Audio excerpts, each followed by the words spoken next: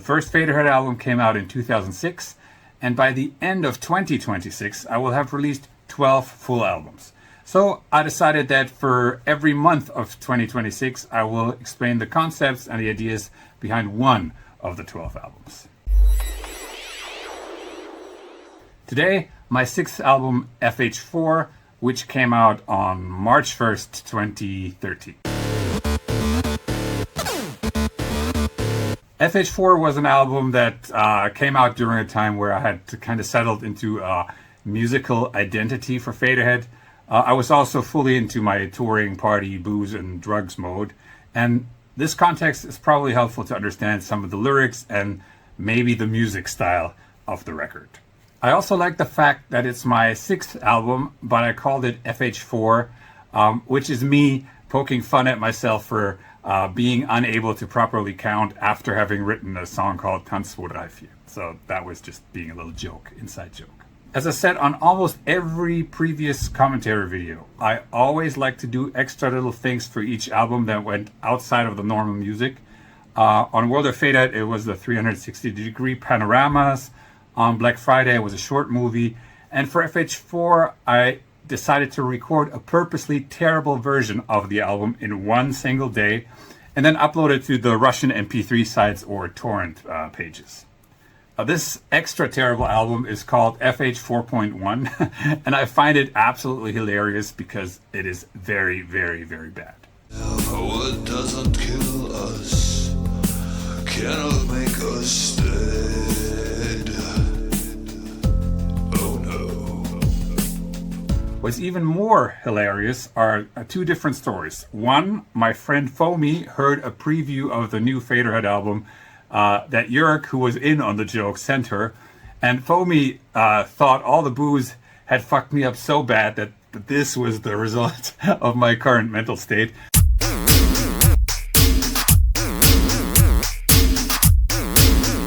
So she got really worried until Jörg kindly cleared up the situation. And number two, there are actually favorable reviews from web magazines that at worst call the album mediocre when it's a steaming pile of shitty comedy music. Bitches know about my boom. Bitches know about my boom, y'all, bitches. I am not sure which of these I like more, so let's get to the songs.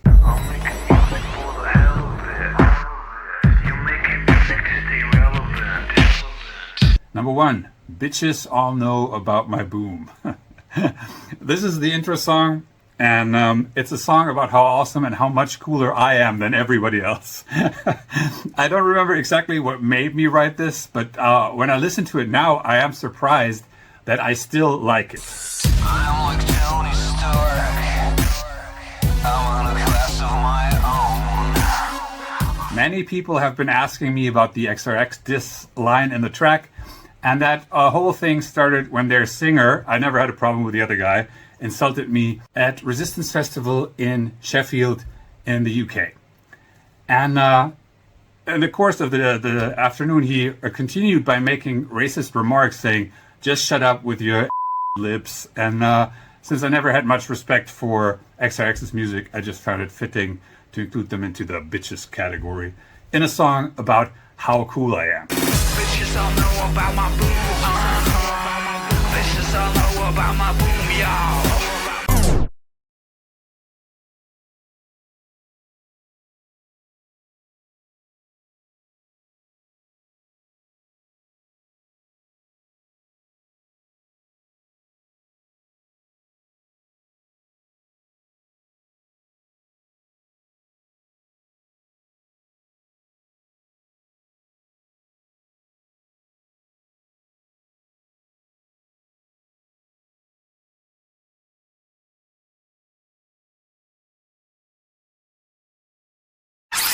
What surprises me to this day is that people called me arrogant for writing a song about how awesome I am, even though in the first few lines of lyrics I sing full of arrogant confidence and swag, a little overblown. Full of arrogant confidence and swag.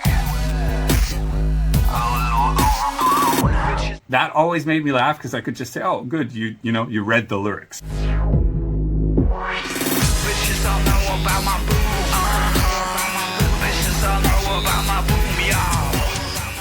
I still like the production on this song, even though the mix is too thin overall.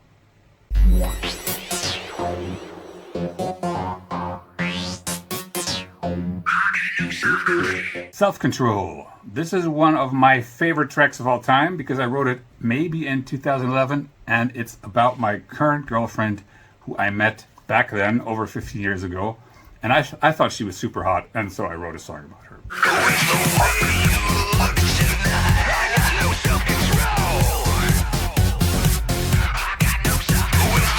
But we only started dating properly in 2022 and have been living together since then. So despite the sound and the lyrics, it's really a very romantic track.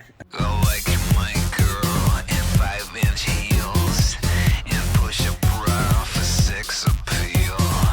And of course, as a total contrast to that, maybe 8 to 10 years ago, I don't know, two people in the UK went on a "this is a song about rape and Faderhead is a creep" for writing this kind of rant online.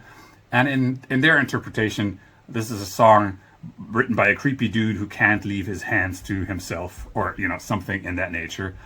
While the lyrics are clearly about how beautiful my girl is. And so it was just another one of these instances where someone wanted to get attention by projecting their opinion onto someone or something else. In that case, onto my song or me.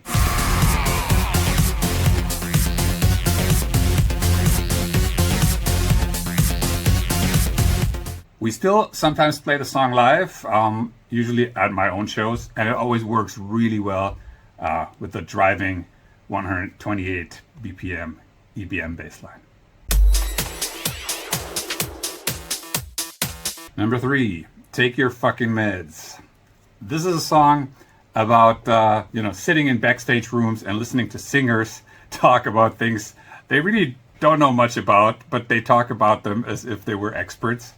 And I say singers here because the people who were the reason for writing the song were all singers. But of course, this applies to all types of musicians. Everybody knows that your standards subterranean. And my logic and my words does not permeate your cranium. For some reason, the fact that we get drunk, musicians in general, stand on stage and then people clap, seems to give us the idea that we say or think things that actually matter. And then pair this with the often extremely low educational level of musicians and lots of booze and drugs. It's kind of mind-boggling how stupid the conversations in backstage rooms often are.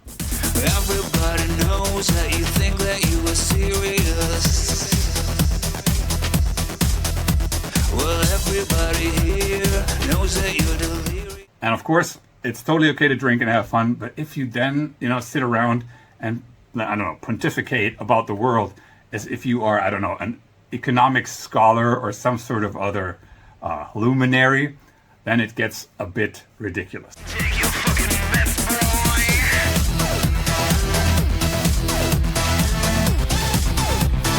Take your fucking meds, boy. Well, that's what the song is about. And because I've had enough of that back then, because it seemed that many of the folks we played with were in dire need of tranquilizers, probably myself too. That's why I wrote the song.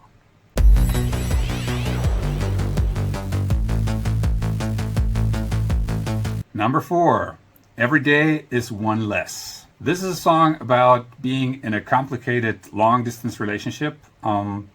Long-distance relationships are difficult by default, but if things are complicated and you are fighting often, then the time you have together becomes less and less worth spending. So in this song, I basically am saying, I really don't think this is worth fighting about because we are only together for another few days until we are separate again for a long time. This is not the time to watch you bleed. I wanna hold you close to me. Can't let you go now. Unlike most of my songs, the song structure here is a bit different because I do 2 verse parts first before the chorus happens. And I did this on purpose to symbolize the buildup of problems, which then leads to the everyday being one less chorus. And every day is one day less. Every day is one day less for us. And it seemed like a clever idea at the time, but from today's point of view, the chorus just takes too long to show up. And I should have put it in the song earlier. Or, maybe even started with it.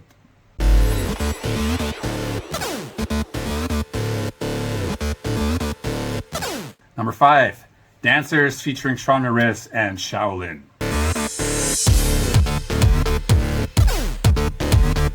This was the main single for the FH4 album, and it had guest vocals by Shaolin and by my friend, the ultimate MC, Sean Merez. I want to hear you sing!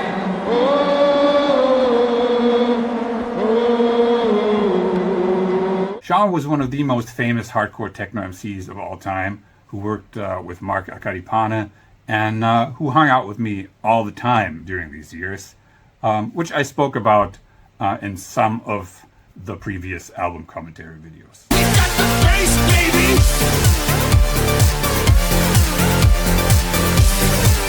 And we're the best dancers.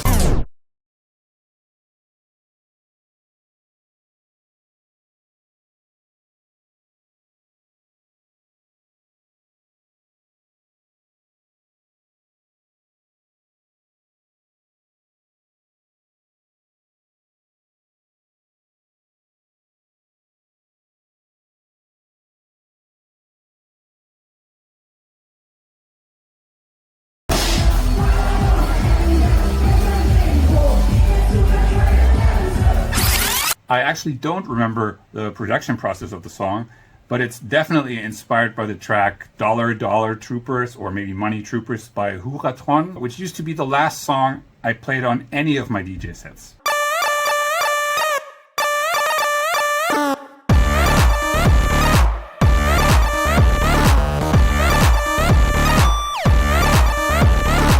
I really, really love that track.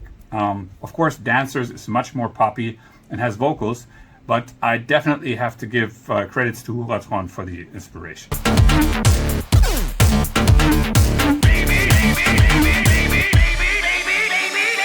If you know the video, then you know that the song is about not giving a fuck what others think about your dancing, as long as you enjoy it. You are a good dancer in my point of view. Doesn't matter what you look like. And this was my reaction to the absolute terrible elite industrial dance group that existed back then, and that basically bullied each other online and in real life about their dancing, which, let's be real, was equally shitty across the board, with very, very few individual exceptions.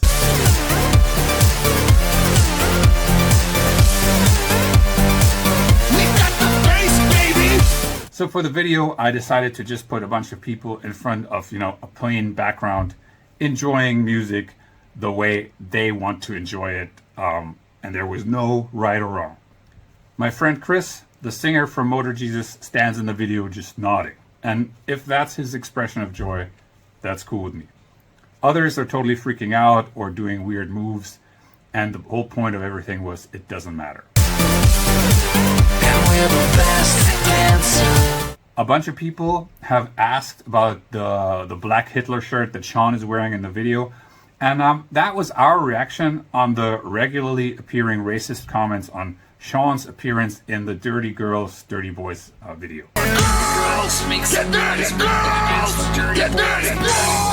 Basically, people were saying black people don't belong in goth music, and so we figured let's make fun of these fucks and give them a guy who calls himself the Black Hitler. Maybe then they'll finally be happy, Of course, no one but us understood that, and people were generally confused. I probably wouldn't do it like that these days. I don't know. We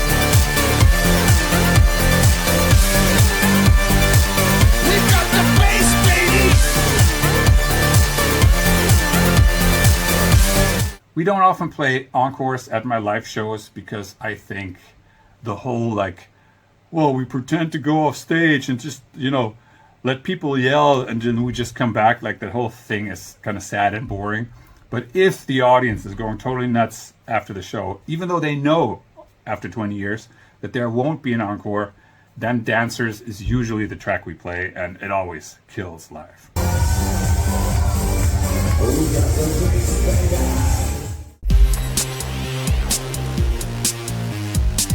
Number 6, Coffee, Sex, and Cigarettes. I sincerely do not remember writing this song at all. I remember nothing about it.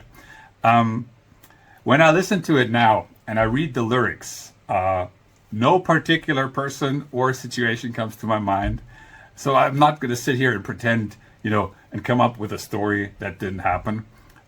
It's actually quite interesting because listening to the song now is like listening to a different band that I'm not even involved in.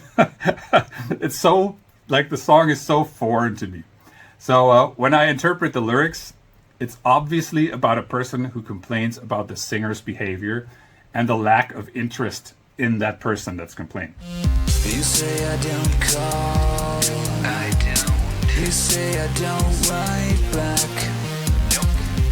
The singer apparently doesn't care much, which he confirms with a little insert like, nope, oh yeah, something like that.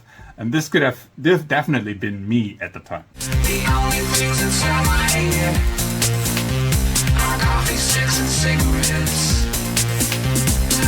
However, in the chorus, the singer says, the only thing inside my head is coffee, sex, and cigarettes, which makes me wonder if I wrote this about me, because I never liked coffee and I never smoked cigarettes. So I don't know. At the same time, I've always made it clear that songwriting is storytelling and it's not autobiographical fact documentation. So there's a clear chance that I just like the phrase coffee, sex, and cigarettes, because I think it's definitely one of the strongest titles of the album. And because I like the phrase, maybe I then wrote a song about a semi-fictitious situation around it.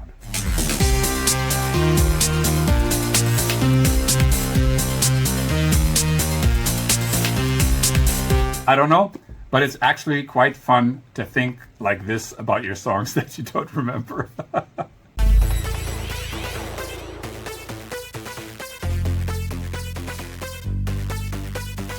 Number 7, Free. This is another song where I have no memory of writing or recording it. And while to many people it sounds strange when I say that, you have to understand that I have been writing songs since I was 13 years old. At that point, I was in my late 30s, so I had written so many songs already, and today, 13 more years later, everything just becomes pretty much a blur because there's too many songs to remember writing them one by one. My life is silence, 'cause I have nothing left to say. When I listen to the song now, it's pretty clear that it was inspired by examples, Change the Way You Kiss Me. I've never been afraid of the highest heights, or afraid of flying now. Which was also a song that I played often at my DJ sets in a no rap cut that Krishan from Rotazan had made and that took out some of the vocals. Also, the chorus is basically me stealing for myself. Way back in my old home studio in the late 90s, I had recorded a weird funk pop song called Free, which had the lyrics, some of them hate the night, some of them hate the day, some of them will never be free, yeah, something like this. And I only remember that song because Chris from Motor Jesus, who sang in my metal band for a while, he had heard it and he liked the weird demo so much that he mentioned it a few times over the course of the years that we've known each other. I hate the night, I hate the day, but soon I'll be free. So for unknown reasons, I decided to adapt this old funk chorus to this song, which was probably a mistake because while I do like the verses, I don't like the chorus on this one. I hate the night, I hate the day, but soon I'll be free. Lyrically, this is obviously a song about someone who struggles with their current existence and who wishes they'd be free from their struggles. Of course, some goths immediately said that I am reprehensible for advocating suicide in the song, which fits very well with the usual, goth scene, peanut gallery commentary from people who have nothing in their life except internet comments. I hate the day. I guess they'll just never be free. We love the situation, but we are drained. Number 8, No Time to Sleep. This is a song I remember again. I wrote this at one point on our US tour in 2012. And that year we were stupid enough to do a US tour and fly from show to show. And it sounds like the smart decision, but it really isn't, because you never sleep. If you drive in a van or tour bus, you got 8 hours a day to sleep in the van. If you fly, you go from airport to club, then to hotel at 3 in the morning, then off to the airport again at 6 or 7 in the morning, because the flight leaves at 10 the latest. And you have to be at soundcheck 3,000 miles away somewhere else in the early afternoon. So you run on no sleep and like a bunch of performance enhancing substances.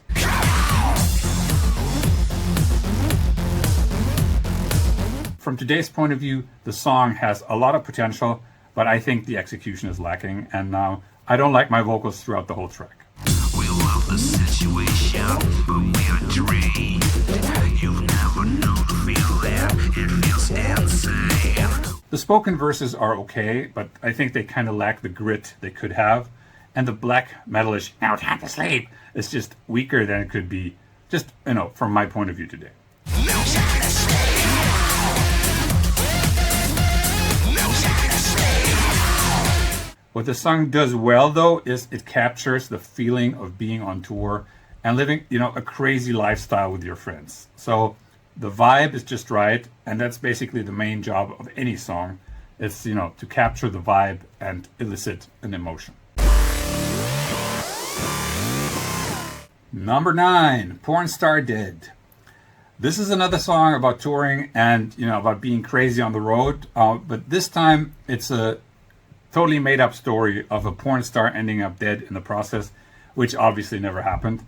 And I don't remember why I chose that topic, but I remember that I needed something to go wrong so that I could use the phrase epic fail as the end of the chorus.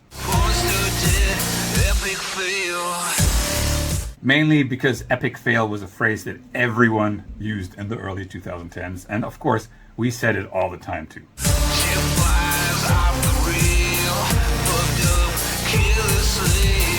Musically, this is one of my favorite songs on FH4. I like the mid-tempo groove, the lyrics and the melodies. I even like the vibe of my singing, which I modeled after James Hetfield's singing on songs like Whiskey in a Jar or The Memory Remains.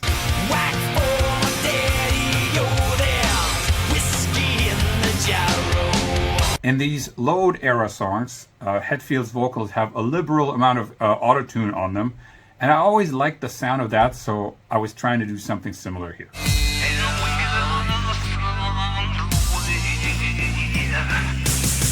This is also apparent in all the insert vocals that come into the last chorus.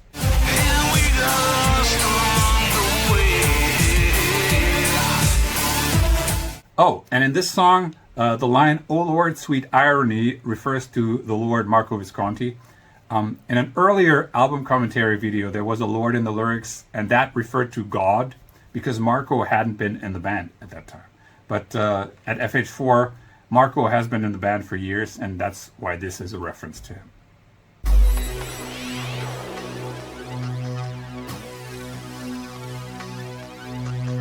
Number 10, What Doesn't Kill Us. This is the only ballad on FH4, and it's a song about troubled relationships that drag on and on and on, despite the recurring problems and maybe despite everything getting worse and worse.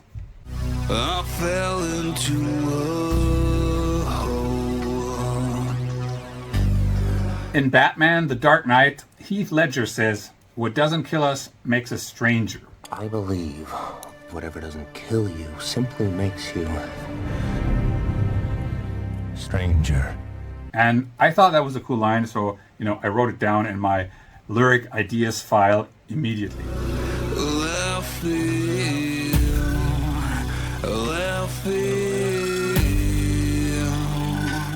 By the way, if you are an artist and you don't have a place where you write down ideas when they show up, I think you will be doomed to searching for inspiration all the time.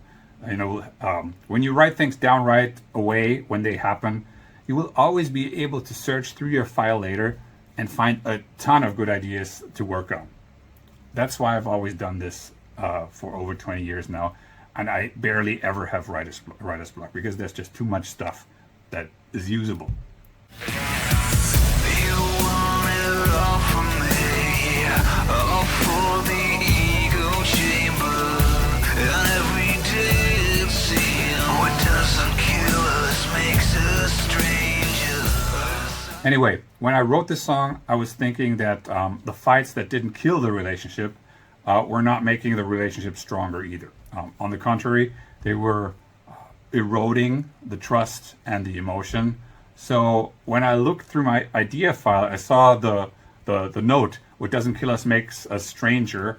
And I thought, nah, it doesn't make us stranger, it makes us strangers. And that became the chorus. The way you're acting now, what doesn't kill us makes us strangers.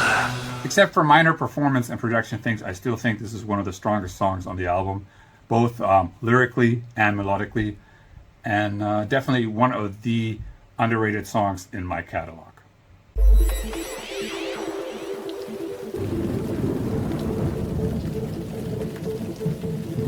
Number 11, She's Like Rain and Hate.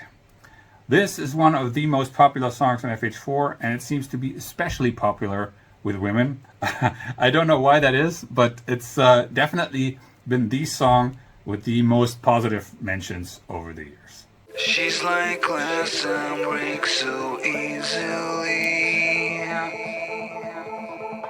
This is a bit ironic because the song is basically me singing about how annoyed I am by the constant need for attention and special treatment that a lot of women in my life have required over the last, 3 decades, but especially back then.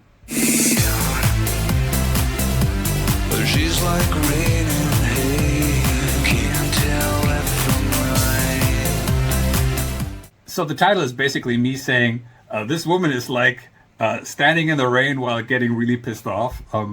It's definitely not a song about a girl who is full of sadness and anger, because that hate and anger is in me because of the unreasonableness of things I was dealing with a lot.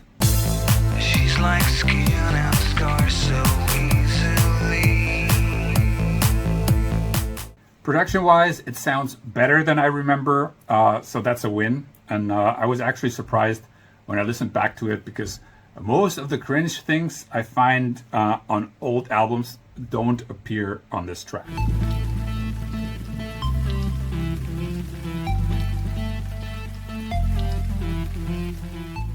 Might still be worth a rework though.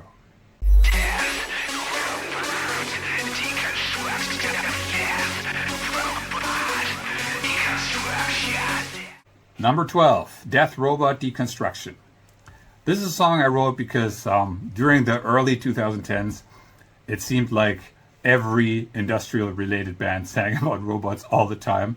And even if that was just my perception, robot songs were, definitely a thing for a while.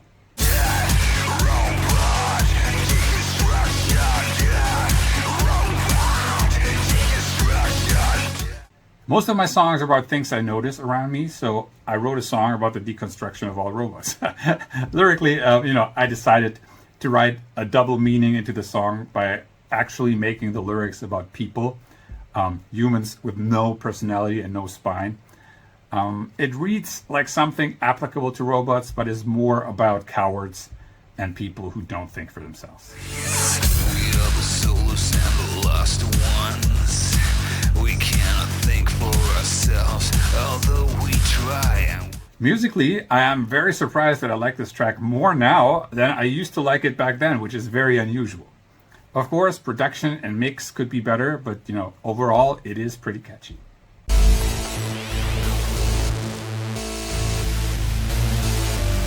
Number 13, Drunk German Bono, featuring Brian Graupner of the Gothsicles. This is the last song on the album, and it is my answer to all the boring negative comments I got online during those years. because anything negative was always very, very basic and very, unoriginal stuff like, oh, he's stupid, he's not industrial, he's ruining the goth scene, he's such a bro, like really boring shit. And one day on Facebook, I somehow, I don't remember, started a little rap battle with Brian from the Gothsicles in the comments of some Facebook post. I don't remember what it was about, but Brian's replies were so funny and so well made that I asked him if he would be willing to write the lyrics for a diss track about myself. Your style is so broke that nobody can fix it. Your flavor is stale. You modulate to remix it. With all this coke in your ass, it's like, man, you got mono. What's with the sunglasses? You drunk German Bono. And I think Brian did the best job anyone could have possibly done. I mean, it definitely helped that he was familiar with my music, but all his wordplay and clever insults are amazing.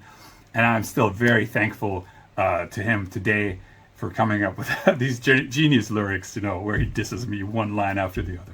I'm gonna fire your fire and take you to school. Wanna hang out with me? Better reread the rules. I'm the protagonist. You're a tragic hero. Knock you off of the track like FH4. Funny side story, for one of our shows in Chicago, Brian came on stage to do Drunk German Bono with me. And he noticed afterwards that the zipper of his pants was open during his whole performance. I guess that's the universe punishing him for making fun of me in my own song. Drunk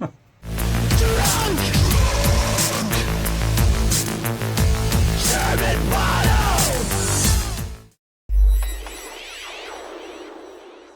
All in all, I think FH4 is one of my weaker albums because the sound is very screechy. It's lacking bass on most songs, and it could have benefited from more interesting production decisions. But it's interesting that I have a mostly negative view of the whole album, even though I can go through the songs and find a bunch of good songs, like Dancers, Take Your Fucking Meds, Self-Control, Pornstar Dead, What Doesn't Kill Us, She's Like Rain and Hate. So that's like 7 songs. But overall, I think it might be because a lot of the lyrical topics don't interest me today anymore. And that makes it difficult for me to relate. Plus, most of the vocal performances could be better, especially in the shouting and screaming department. I guess that's hindsight for you. And, the problem with hindsight is that it always turns up late. Hope you enjoyed this album commentary. And if you did, you can listen to the other ones for my other albums.